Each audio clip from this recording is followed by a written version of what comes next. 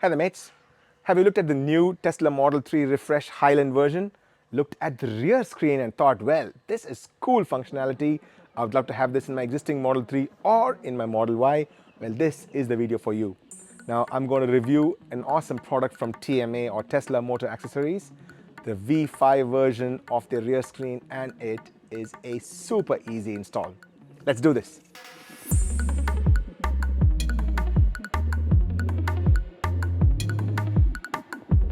Ladies and gentlemen, boys and girls, this is National Tesla in the Gong. Here we have the version 5 of the rear screen from TMA or Tesla Motor Accessories. If you're new to this channel, I do a lot of DIY upgrade videos for your Tesla Model 3 and Model Y, and some for your Model X and Model S as well. So a sub to the channel will be amazing. Now, if you want to buy this, there is a link in the description, or you can go to TMA's website and search for the version 5 of the rear screen for your Model 3 and Model Y, and always choose the right option. If it is a Android version, or if you have the Ryzen computer, or if you have an Austin pin, so you can choose it there. And if you use the referral code Tesla Gong, you'll get some discount as well. Now, full disclosure, TMA did send this for free, but this review is completely mine. They're not paying me for saying anything positive or negative about this particular product. Obviously, why would they ask us to do negative reviews at all? Now, this video is divided into 1, a quick unboxing. I'm not a huge fan of unboxing, as you all know. 2, what do you need to do this install?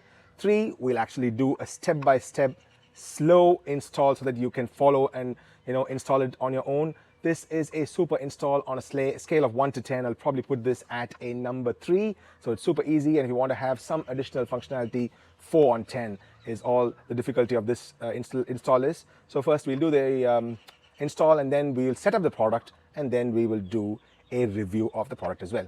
Without further ado, let's do this. Rightio.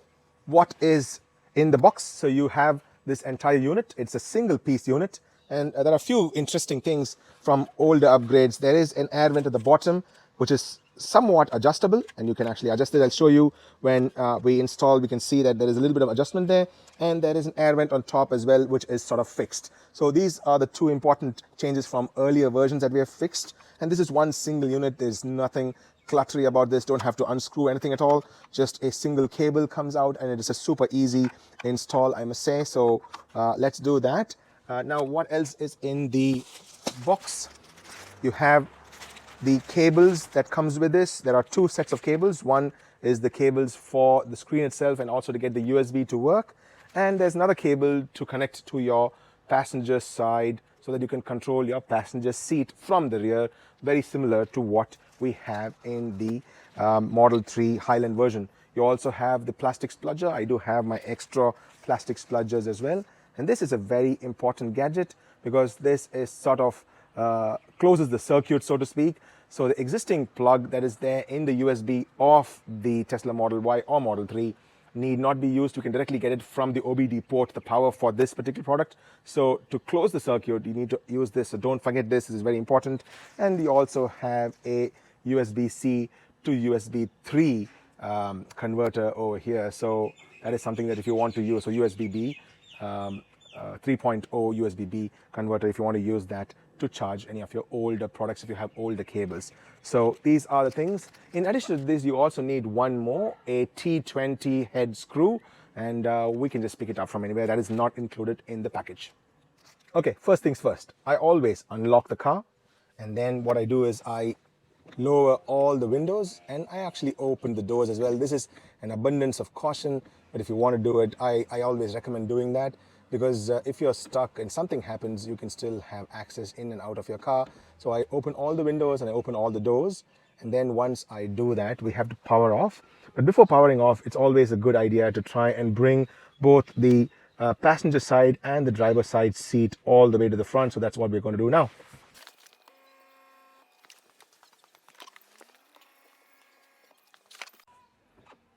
And now we're ready to proceed. So we can jump into the rear, and that is why I push the seats in front, so that it gives me lots of access. I'm a large man, so I do need this. And let's jump in and go to the next step of the process. Now, first things first, you have to first remove the existing air vent, and then we also have to do a few other things. We're going to then remove this bottom and also remove this shell on top as well. So there are three things that should be removed: one on top, one at the bottom, and then the actual air vent as well. So we can start with the air vent because that's the easiest way to do things. Removing the air vent is really easy.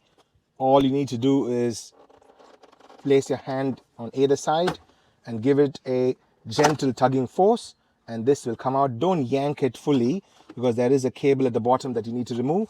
So let's first remove this cable. So it's very, very simple. Just pull this off up there and then take this cable out. So that's it.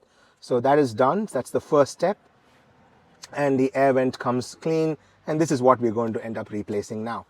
Okay, step number 2 is getting this off. This is also really easy to remove. You can actually just put a little bit of a tug force with a spludger and then put your fingers inside that and then yank it from either side and it'll just come out. It's just held by these clips, so it's really easy to take these out. Just these clips are there and that comes out. And that is the OBD port. Now before we get to the OBD port, we'll remove these 2 screws here. We need the T20 screw heads for this, and that will remove this bit as well. So that is the next step.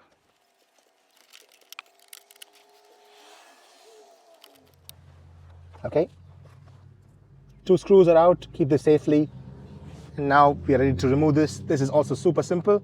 All you need to do is do a bit of a tugging force and that will come free. So you can pull this out like this. So pulling it forward will bring this out too, so that this is removed. And this cable is very important because this is the final step that we need to do to plug that white cable, white plug we talked about. We'll have to do that. We're going to get all the power from this OBD port. Now let's look at the cable that's with the device. So it has this larger plug, the white plug, which is the bypass. You look at this, it looks very similar to this, and this one looks like this. Now first and foremost, you have to just disconnect this blue plug.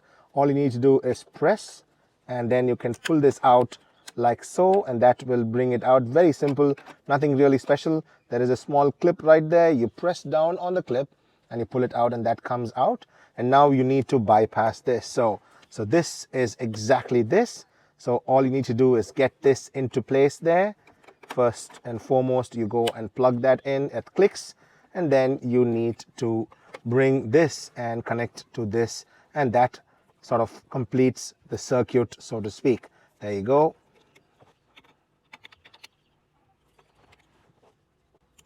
And that's that. So that completes the circuit.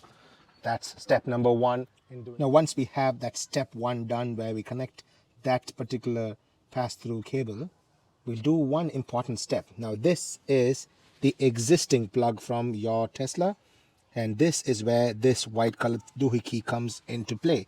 So this needs to be plugged into this so that this circuit is complete, and this can just be left in place somewhere, maybe somewhere in that crevice somewhere there. You can just drop it into that and leave it there. You don't need to touch that. We'll just leave it out of way there and just leave it into place. Just tuck that in somewhere and leave it there.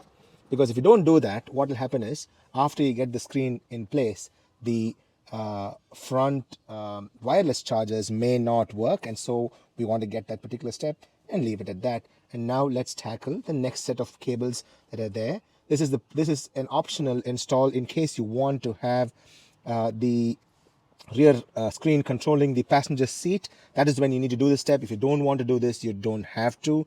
Otherwise, rest of the functionality will still work. If you have a young child and they do not want to have that, you can probably do that. But there is a child lock, so to speak, on this screen. I'll talk about that. But there is still that option of getting the front seats controlled through the rear screen, and we'll do that step next. Now this is what is left. So there is a sort of a shinier cable with another pass-through device over here, and another smaller cable with a thinner cable with another pass-through cable here. Now this, I believe, is the one which controls the front seat on the driver's side, the passenger side, and this is what need to go into this side. Now if you're watching from the US or some left-hand drive country, you're probably thinking, why am I putting it to the driver's side? Well, no, we are in Australia, where the driver's side is on the right side and not on the wrong side, I'm afraid. So this is still the passenger side for us. There you go. Right, I've been doing a little bit of thinking here. I thought if we get a little bit of cable management done, it'll be easy to route that wire into the passenger side over there. So what I thought was, so this is the cable and that one is already done. I'm just going to bring this up and sort of leave this here and maybe close the bottom. So if we do that, then maybe we'll be able to do some cable management a little better. So we'll just bring this here and sort of leave that there, just because this is where the screen is going to go, and that cable is the power cable. So we leave this here and then probably put the bottom shutter over there, because we don't need anything to do here anymore. So we can put back those screws that we removed, and that way we can then route this cable in an easier fashion to that side. So that's what I'm going to do now. Okay, that shutter is on there. All I need to do was just slide it into place and just lock that in there, and then we'll now put this plug. So this needs to just go in there, and then now we'll put this screw back in place.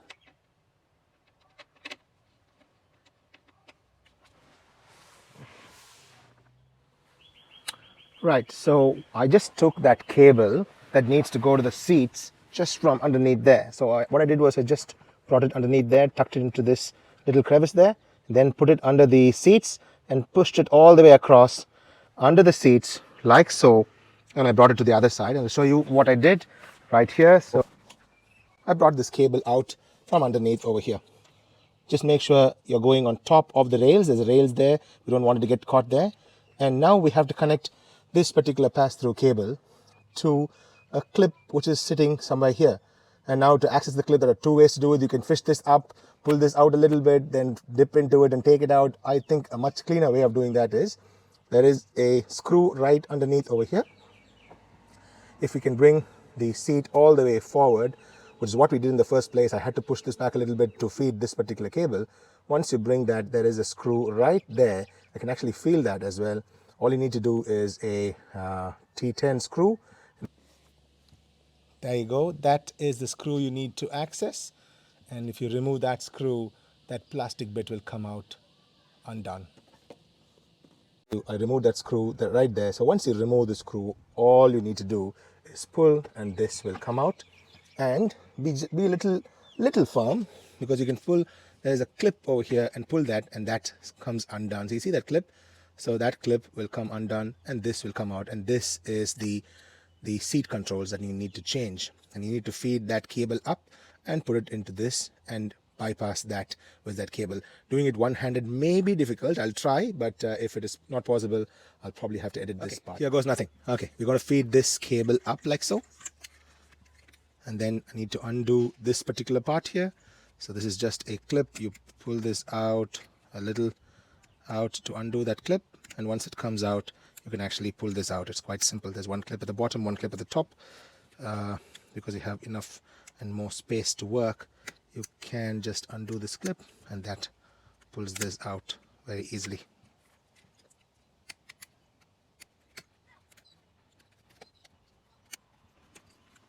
And that comes out like so, and then you use this particular part, which is from the TMA's cable clusters. Put that in, and that completes the circuit there. And now you want to complete the circuit completely by putting the TMA's plug into that part, and that is all done.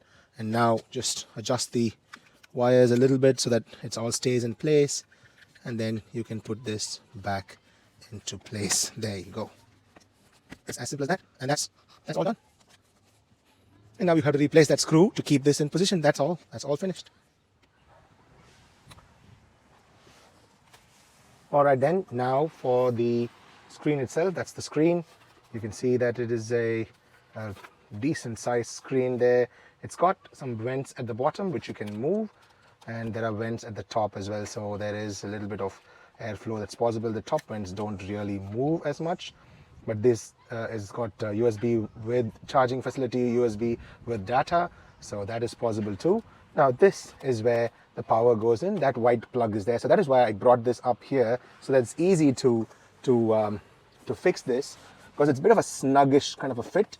So I can pull this out a little bit, give it a little bit of twist and turn, and then you can plug that into place over there, and that clips So that's number one. And the second one is this much shorter cable, but there is a slightly longish cable over here.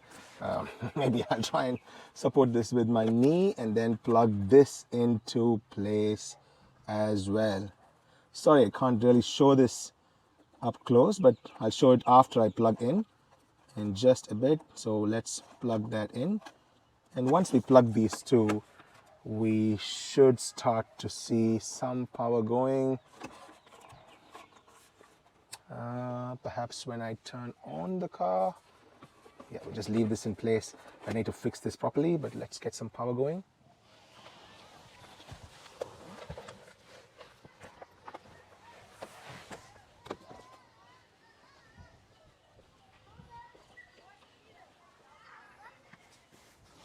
So when it powered up, you saw that it turned on, and this is the Android system. You can have the Linux system also in the same variety, but I like the Android system better, so I thought we'll get this. Now, all you need to do is figure out to shove in all the cables properly, and then this is completely plug and play. So that goes in, and it sort of fits in snugly once you get all the cables in order. So that needs a little bit work pushing in. There's lots of space there, so no problems in that front. Just getting all the cables inside and aligning the two clips. These are the two clips that need to go. So let's get the cable in, clips in, and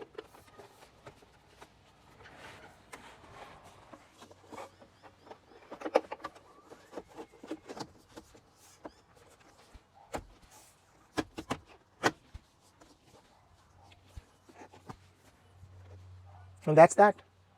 So that's all done, and now it wouldn't come out. All you need to do is tuck in the cable and put back that little trapdoor we took from the very bottom, doing a little bit of cable management. We'll do that, and then we will set this up. This is pretty cool indeed, isn't it? It is nice and large, and now I believe is a good time to take out this. There you go.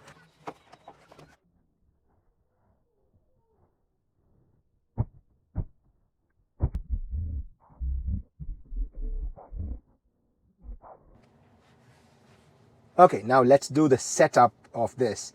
Now let's start from the bottom menu, and that is the home screen. Now you can always make this into a full screen if you don't want to have this date here and all the other Android stuff. You can make this full screen by pressing that, and all that will go away. If you want that menu to come back, you pull it down, and then you get that menu to come back. You can get notifications turned off. So it's basically like an Android device in here. And if you want to make, I'll come to that button a little later, and you're going to be in this menu. Now if you want to have the rear AC turned on, you have to turn that on like here, and you can put it into auto if you want to, and then you can also change that from auto to increase the fan speed, decrease the fan speed, decrease the temperature. So if you go to 18 degrees for the rear, and you can do that. So that is pretty cool. Now the next one at the bottom is the seat heaters control. So you can get the seat heater control from here. You can turn them on individually. Okay, turn them on, turn them off. That is pretty darn cool, I must say. And then you can turn them all off from here as well. So that's not shabby at all. Maybe I should bring down the blower down a little bit. It's too much, isn't it? Okay. Now this is the one we were toiling for so long. So if you go in here, this is the seat controls. So you'll see that the right hand side screen is now changed, and this one is the passenger side because we went and changed a little bit of settings. I'll show you the settings there. So we can now move the seat forward. We can bring that seat rear there. You can see that seat moving there.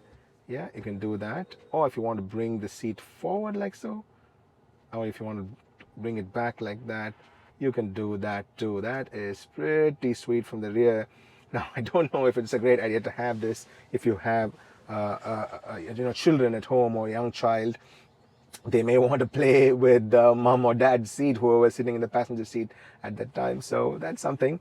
But I'll show you a way to do a little bit of a child lock. They do have that. And then here is the audio controls. So you can go in there, and whatever audio is selected over there, it will play. So let me just bring that up there so that you can see both screens. And now you can hit on that, and that will start playing there. You can increase or decrease the volume from here too.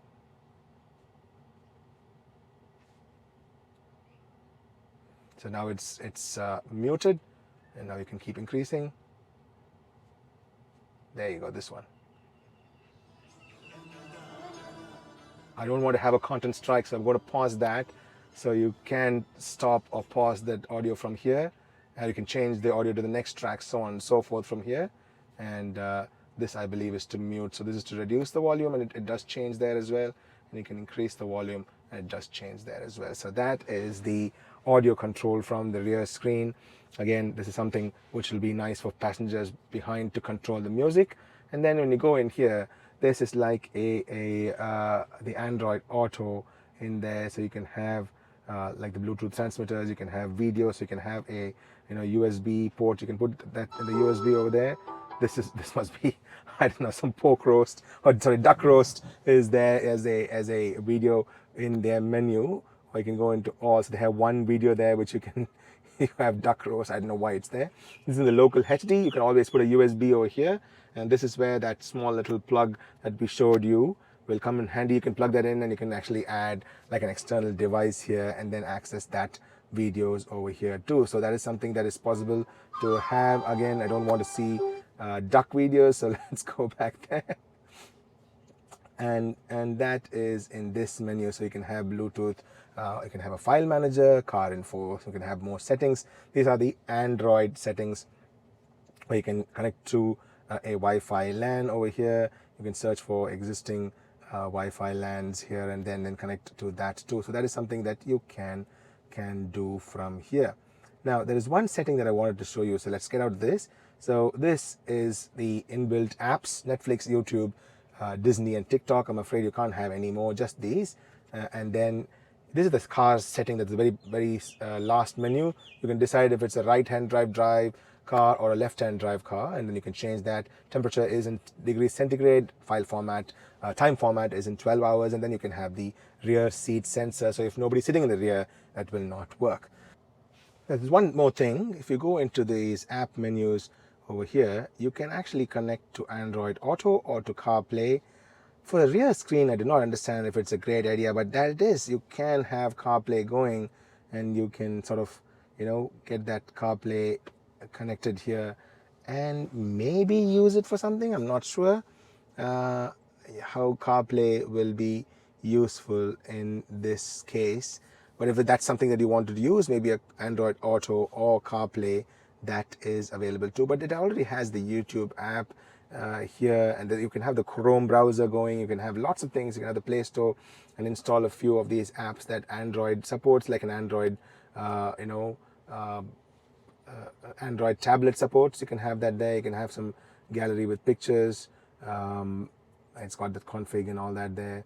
So that's that. So here you can have click that, and you can get Wi-Fi going. You can pull that down, and you can sort of close the screen. You can system optimize. You can get brightness going. You can get the car settings done, and Bluetooth settings. So you can go into all these and change these too, if that is something that you want.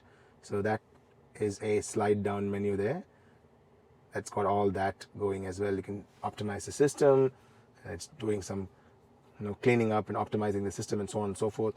But again, this is a great product where you can get this going, and I really love this. I must say, I did not think that it'll be this good. The graphics is nice and sharp. I am really liking this.